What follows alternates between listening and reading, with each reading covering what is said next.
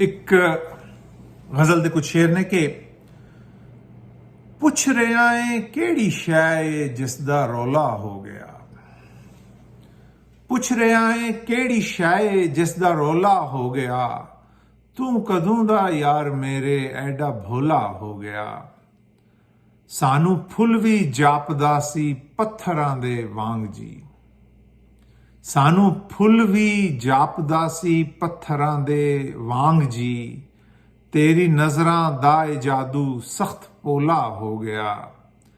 ते मिट्टियां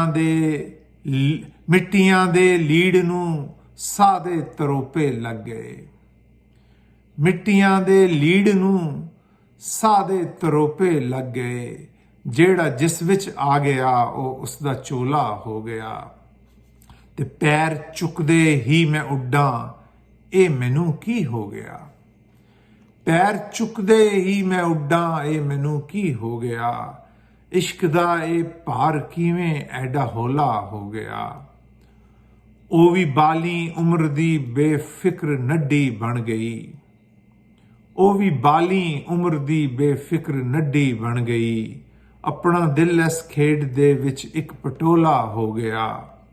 ते शाम आई कच्छ दे विच खैरात चुक्की जा रहा।